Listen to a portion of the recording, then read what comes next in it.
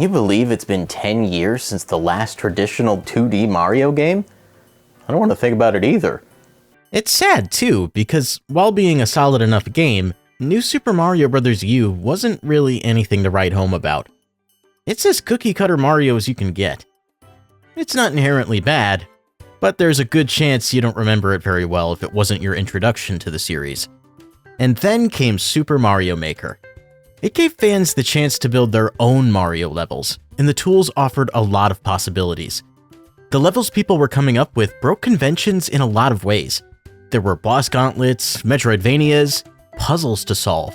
The creativity on display was amazing, and it made me wish that Nintendo would take a new approach to 2D Mario. Not the new, but a new, you know what I mean. And you know what? They did. Super Mario Bros. Wonder is finally here. And it's Wonder. No! No Wonder wordplay. How would you like it if I came up to you every day of your life and said, Brandon, miracle. It's a miracle. I haven't killed you yet. It's excellent. My basement isn't all that fantastical. We need a change of scenery.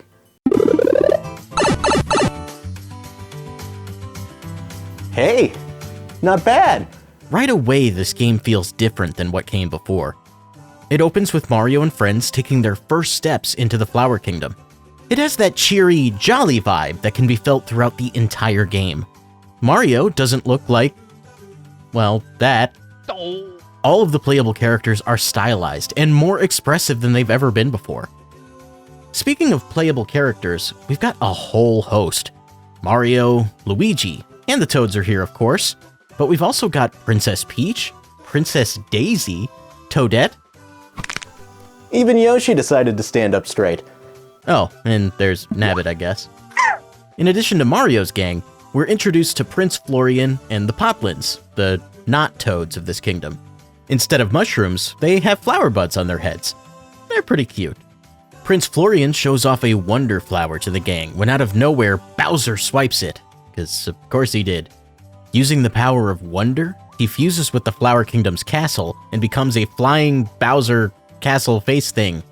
It's weird, it's different, and it's awesome. And a little unsettling.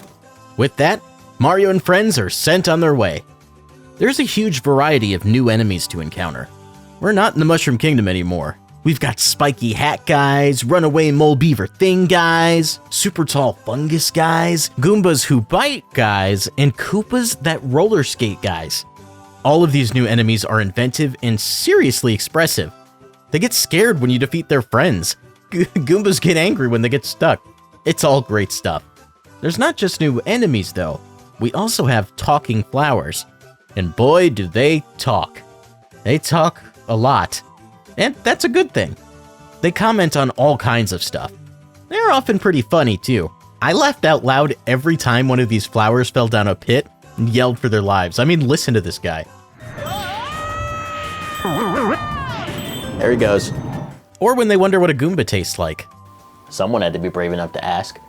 You have the option to turn these off, but the game will shame you if you do. Oh, was it something I said? And you know what? The game's right. You are a monster. Don't silence my beautiful boys. Super Mario Bros. Wonder's level design is familiar. You run from left to right, jumping over enemies and pipes, hitting blocks, and grabbing the flagpole at the end.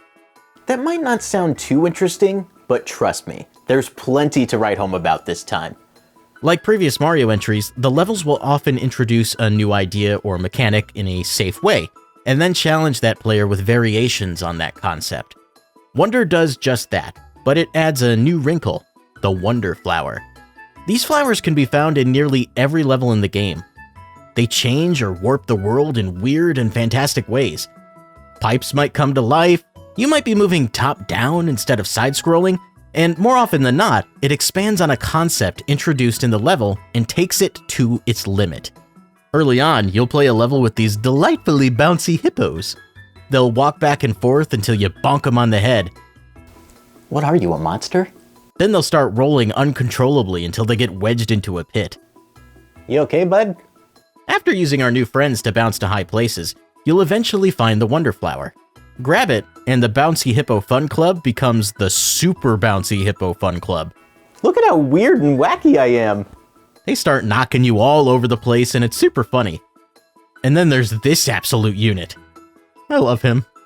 Grab his Wonder Seed, and things will go back to normal. This is the kind of silliness you can find all over Super Mario Bros. Wonder. Every level offers something totally unique from the last. This game oozes variety. It eats variety for breakfast. However, they do reuse concepts a few times over to give you more difficult challenges in some of the game's later stages, but it never feels cheap. It always feels earned.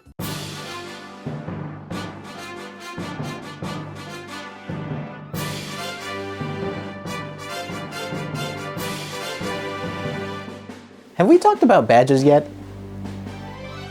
These change up the gameplay even more. Prince Florian can equip one badge at a time, and each one offers a different way to aid you, or sometimes hurt you. Mario's basic moveset has him running, jumping, wall jumping, spinning, and ground pounding. Pretty standard fare. Equip the parachute badge, and wowie zowie! Now I'm not spinning in the air, I'm gliding. Can we talk about how the Toads just use caps and not their mushroom cap things? We all wanted to see that, Nintendo. Come on! My two favorite badges are the wall climb jump and boosting spin jump badges. The wall climb jump badge gives you a Mega Man X style wall jump, letting you ascend up a wall to make it to those just out of reach places. If you wall jump again, you'll use the standard wall jump, allowing you to do some pretty cool tricks. The boosting spin jump replaces your midair spin with a double jump. It gives you just a bit of extra lift in the air, and lets you be a lot more daring with your platforming. These badges give you so much freedom to play the game the way you want to. Do you want to be invisible for an entire level? Sure. Do you want to run like the wind but forget how to walk? Go for it. The way these badges are introduced to you is just as cool as the badges themselves. They're tutorial-style challenge levels that help you learn the use cases for your badges. They're pretty short and help break up the monotony of going from level to level. That's something I really appreciate about this game's world design. You're often thrown into open zones that let you approach levels in any order, similar to Super Mario 3D World. And like 3D World, there are regular levels and smaller challenge-type stages. There'll usually be a small challenge or puzzle that rewards you with a Wonder Seed. It reminds me a bit of Mario U's challenge mode, but rather than being separate, it's seamlessly integrated into the main game. The challenges themselves are also pretty different from what you might expect from 2D Mario. It really feels like the dev team took inspiration from the kinds of unconventional levels people were designing in the Super Mario Maker games. I especially love this Ninja Rhythm challenge. You have to jump on beat to keep the level going. They're just having a party. They want you to party too. Look how happy they are. These challenges never overstay their welcome, and there's a ton of them. Oftentimes, you'll unlock a challenge after beating a standard stage. It's as if the game wants you to take a break from the main campaign and keep things feeling fresh. Heck, they even call these levels break time. I definitely want this to be a mainstay for future Mario games. There's also secrets hidden all over the overworld itself. That Ninja level I mentioned? It's hidden behind a sand waterfall. You might find a pipe hidden off-screen. Go through it, and you might see someone you know. At least you should, but he doesn't seem so sure himself. Some levels have secret exits and might take you in directions you didn't expect. Spend a lot of time digging into the world maps, and they'll surprise you. This feels like the next logical evolution of Super Mario World's map. The maps themselves are also a lot prettier and more interesting to look at. Mario U tried to do a Mario World type map, but it just felt so generic. The world themes here aren't technically anything we haven't seen before, but they're recontextualized and visually distinct from the prior games. Okay, I know we've been talking for a while, but there's still a big Mario-sized elephant in the room. That one specifically. Mario Wonder has 3 new power-ups this time around. First, we've got the Elephant Fruit, which transforms you into an elephant. To be completely honest, I don't know how they arrived at this. And I don't really care either. It harkens back to the animal suits from Super Mario Bros. 3, and those suits didn't really make any sense either. We just accepted it. And that's what I choose to do here. I mean, look at them. They're so cute and dopey. You can use your trunk to defeat enemies or break blocks, and fill your trunk with water to water plants. You're such a thoughtful elephant. This is the kind of power-up that doesn't make or break gameplay. It simply powers you up. There's a few times throughout the adventure where the game expects you to have it to uncover secrets, but overall, I appreciate going back to this simpler approach. Also, I love bullying Bowser Jr. We also have the Bubble Flower. You can blow bubbles to trap enemies, activate buds that are behind walls, and you can even use the bubbles as a little jump boost. Visually speaking, this is a lot more in line with power-ups like the Fire and Ice Flowers, though instead of red or blue, it gives you a nice pink color. Going into this game, I didn't think I'd like this power-up very much. It may have ended up being one of my favorites in the series, simply for giving you the ability to bounce off your own bubbles. I ended up using this to break a few levels and play them my own way, continuing this game's trend of just letting you play the way you want. I've already seen some pretty impressive clips using the Bubble Flower online. If we ever get a Super Mario Maker 3, we definitely need this in the game. The final new power-up is the Drill Mushroom. This allows you to bury into the ground to find secrets and avoid enemies. But even cooler than that, you can bury into the ceiling too. This is used to great effect in the levels that use it. Mind you, there aren't many. I like this power-up conceptually, but I don't think it ever truly finds its footing in the adventure. It's not a power-up I feel I can just use. Sure, burying underground is a good defensive move, but it's not as active or inherently useful as something like a Fire Flower or Elephant Mario. It really does feel like this power-up is here exclusively to solve puzzles and find secrets, similar to the Double Cherry in Super Mario 3D World. I think it's fun for what it is, but I think it could do just a bit more. The drill does protect your head, and you can use the ground pound to kill enemies you couldn't normally jump on. It's a perfectly fine power-up, but not one that I found myself using very much. So, overall, there's a pretty good spread of power-ups available to aid in your adventuring. How difficult is the adventure, though?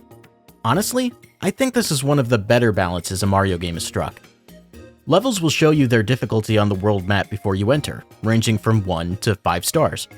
I found that these are pretty accurate. These are spread around in no particular order, too. The game does slowly ramp up difficulty, sure, but it sprinkles in much harder levels along the way for players seeking more of a challenge. This is super appreciated. Every world has a secret entrance to Special World, just like in Super Mario World, and I love that. Each entrance to Special World has a 5-star level that you can only encounter if you found that specific entrance. And these levels are pretty tough. The first one I found was in World 2, and it caught me by surprise. I really had to work for it. These levels focus on the Wonder Flower and usually reuse a Wonder transformation from a previous stage, only pushing it much harder. I'm so glad that these are available throughout the entire adventure. It's so much more rewarding to be able to tackle these early on, instead of backloading them to the end of the game. Beating one of these stages will grant you access to the center of Special World, which features a locked level and a standee shop. Yeah, this game has shops. You can buy 1-up mushrooms, badges, and most importantly, standees. Each character has 12 standees to collect, featuring that character in different poses or power-ups. They're really cute. Each one costs 10 purple coins, a new currency in Super Mario Bros. Wonder, and rewards you with a random standee. Yep, that's right. It's a gacha! Yay! Gacha's actually fun when you spend fake dollars instead of real dollars. It felt good to get a rarer standee. That said, if gacha isn't your cup of tea, the Special World standee shop sells character-specific standees for 30 coins, and they're always guaranteed to be new. This is super appreciated. This whole system also actually incentivized me to collect coins. Well, the purple ones. Mario games that reward you with coins for doing little tricks and what have you always felt like they were missing something. Sure, it's cool that you got a little reward, but that reward usually doesn't give you anything other than a 1-up. I'm glad there's something to spend that currency on. So, other than looking cool, what do these standees do? Well, they're primarily used for multiplayer. Plop one down, and a character who died and has become a ghost can run into one to revive. We're not going to discuss the science behind this. We're just going to roll with it. Watching the ghosts frantically fly towards standees is seriously funny. The sounds they make, the expressions on their faces, it's all great. Multiplayer is actually quite a bit different this time around. For the better, if you ask me. Players can no longer run into or bounce on each other's heads. In fact, you can't physically interact with one another at all. This might seem worrisome at first, but it's definitely to the game's benefit. Long gone are the days of yelling at your friends because you knocked them into a pit, or threw them if you were that kind of player. I was that kind of player. This makes playing multiplayer a much more joyful and cooperative experience. I might miss some of the chaos that came with what we had in the new Super games, but I think it's better left in the past. Online makes things even more different. Yeah, this game has online, and it's actually good. Thank God. Looking at you, Super Mario Maker 2. Up to 12 players can be in a lobby together, and up to 4 of them can all see each other in a level at a given time. That's right, 12 people can just play their own instanced adventures alone, but also together. There's something really magical about that. Take this clip from John, for example.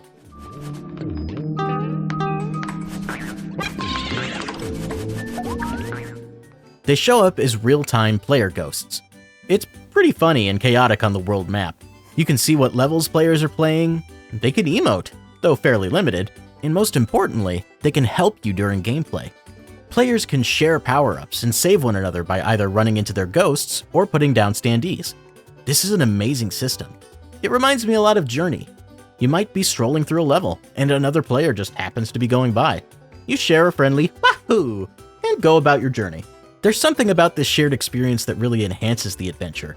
Mario U had Miiverse posts that would show up around the map and on level screens, and this was neat, but it doesn't compare to just seeing another player playing their game at the same time as you. Also, if you'd rather not play with strangers, you can open up a friend room. You and 11 other friends can all play at the same time. Hop in a Discord call with your friends and just chill out with some Mario. It's a great way to experience this game. You can even get a little competitive if you want. A vast majority of the levels will have this race block at the beginning. It's completely opt-in. Up to 4 players can decide to race through a level together. There's no prize for winning, and no punishment for losing. It's all in good fun. It's especially fun on the Wiggler race levels because Wiggler is counted as a 5th racer. These levels were definitely made with this in mind. I think the only downside to this whole experience is being completely unable to interact with another player's instance of the game. We streamed Wonder with my wife Michaela to help her through the game. She's not very good at platformers.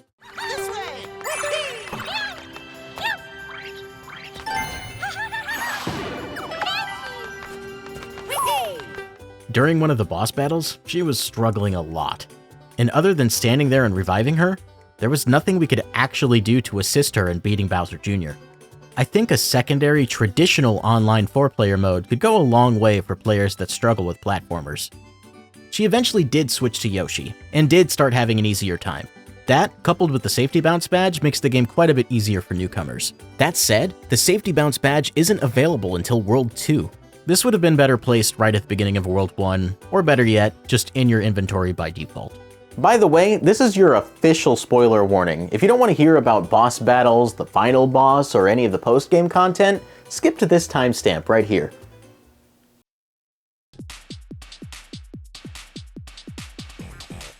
There are actually very few boss battles in this game, and most of them are against Bowser Jr. This is a little disappointing. I'm still dreaming of going back to the original New Super Mario Bros. And having unique bosses for each world. Despite that, each encounter with Jr. is actually wholly unique. The game plays a little trick on you in the first battle with him. He behaves exactly as he does in the first New Super Mario Bros. He rolls around inside his shell left to right until you bonk him on the noggin. Bowser Jr. says psych and absorbs Wonder Power, taking on this sick new form where his mask's painted on mouth becomes his real mouth. Though I do wonder what happened to his original mouth. In the first fight, he becomes small and you become big. He's pretty squirrely and can be hard to hit if you're not careful. If you manage to hit him, he actually reverses the roles and makes you small while he becomes big. It's awesome. Each fight with Jr. plays out like this. He introduces a mechanic, then flips that mechanic on its head. He'll even combine the two in the last stage of his later fights. They're all unique, and while that's cool, I just wish Jr. wasn't the only fight. One change from older games that I appreciate is Jr. having invincibility after each hit. In previous entries, you could usually just wait for them to finish their animation and immediately bonk them again, effectively making it a nothing fight. Other than Jr., there are a few airship levels. These are auto-scrollers, which I don't usually care for, but there are so few that it doesn't really bother me here. The levels themselves are actually pretty good. The first one has these cool firecracker enemies that shoot firecrackers in the air when you hold onto them. The thing I want to focus on though is how these end. Inside each airship is a little minion factory. A little Bowser head at the end of the conveyor belt is cranking out baddies for the airship. It's a neat detail. The encounter itself isn't all that interesting. You run to the other side of the room, avoiding the few obstacles, and hit the big red shiny button on Bowser's head. We all know the big shiny red button. It's the Defeat Bowser button. Stomp it when the airship goes down. It's fairly underwhelming, but it is a nice change of pace from the other boss encounters. Once you've collected all the Royal Wonder Seeds from the palaces of the Flower Kingdom, it's time to take on Bowser's Castle. But like the guy, not the castle. Both? Maybe both.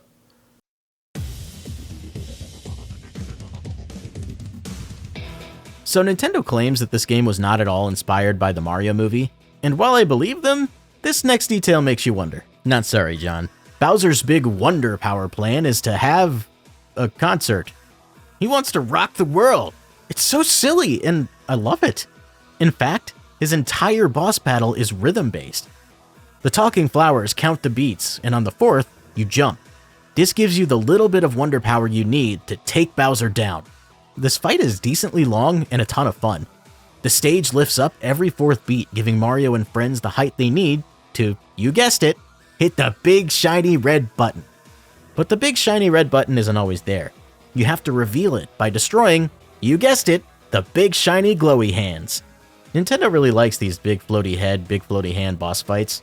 They're in Mario 64, Star Fox, Andross. The Legend of Zelda has tons of these on its own. Why are there so many? Keep up the fight, and eventually the stage will split into a red half and a blue half. These two halves alternate, which lifts up on every fourth beat, making you have to think a little harder about your positioning. Bowser makes your positioning even harder by shooting Piranha Plant flame notes at you. This whole thing makes for an incredible set piece. Keep up the pace, hit that big red shiny button one last time, and Bowser will lose his wonder power, and you'll be victorious. Prince Florian's castle is restored, and everyone lived happily ever after. This is one of the best, if not the best, final boss fight ever in a 2D Mario game. It reminds me a lot of how special DJ Octavio felt at the end of the original Splatoon. It's so imaginative and musical.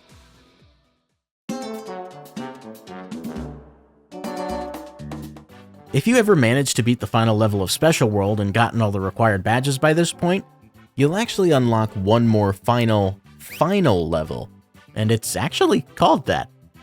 All my fellow creatives can appreciate a good final title. The first final level has a Wonder Power Gauntlet, featuring a bunch of wonder abilities throughout the game in one big spectacular level. It's tough, but in the end it only took me a few tries to beat. At first I thought this was the end, and was a little disappointed. But it turns out, I was wrong. The game had one more final challenge for me, and this one was a badge gauntlet. This game tests your mastery of a bunch of the badge abilities you've collected over the course of the game, and it's long. This is a long level. They do offer 2 separate checkpoints if you need them, and that's appreciated. There's no perfect run style variant of this level, and that could have been neat, but largely unnecessary. This level will put your platforming to the test. It's super fun and feels very rewarding to practice. I got better with each attempt, and now I could breeze through it. This is the kind of final level you'll find in a ton of Mario games, and I'm glad they decided to keep that going.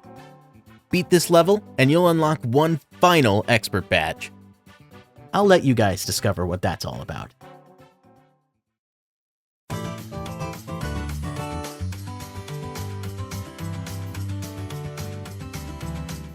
And that's Super Mario Bros. Wonder. Leading up to release, this was the most excited I'd been for a 2D Mario since the original New Super Mario Bros.